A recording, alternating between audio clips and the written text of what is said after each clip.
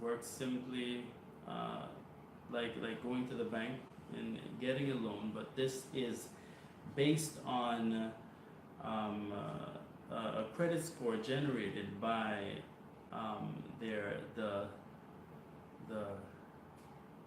like a credit score that's generated from LAC Coin based on Peer-to-peer your loans usage of will have,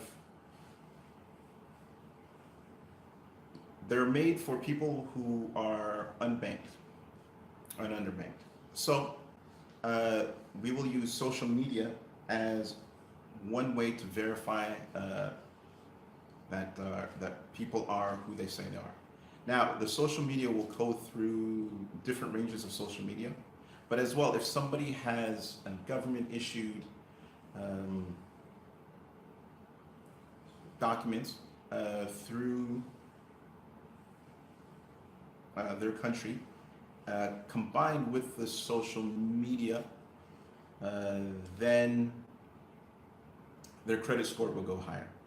Now, credit scores, basically the same way as anything works, uh, will generate a loan, not a loan, will generate a credit score if you loan out a certain amount and you pay it back on time, or if you are the loaner and somebody pays it back, then your credit score goes higher. The more you loan out, your credit score goes higher as well. Now, we will generate a credit score for everybody, either if you loan out or you do not loan out. The reason being is that a credit score will be used to determine people's risk tolerance for the wealth fund, as Jonathan was just alluding to. So let me just say that again.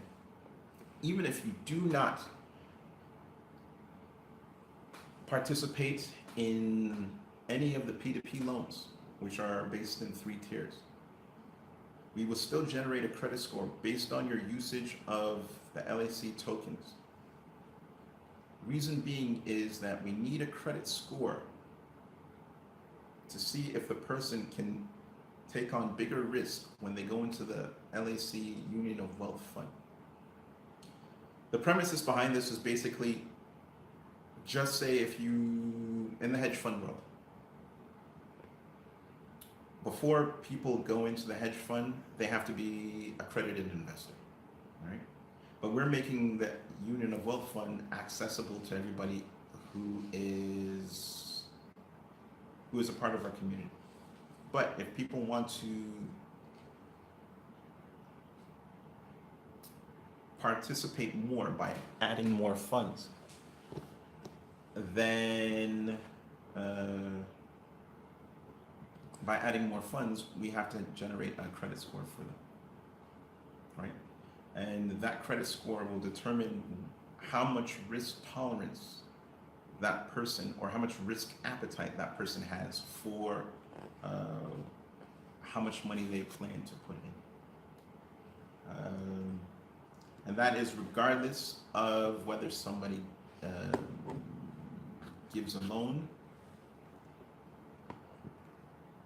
whether somebody is using that part of our ecosystem.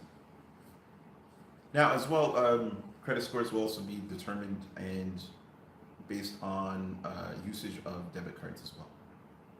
So it's a multi-tier factor. The weights of each one we haven't determined yet, and that will be determined, and most likely an organic thing, because we'll have to see the usage rate of certain people. Maybe we don't want to penalize people that have the debit card and don't use it too much in terms of credit score.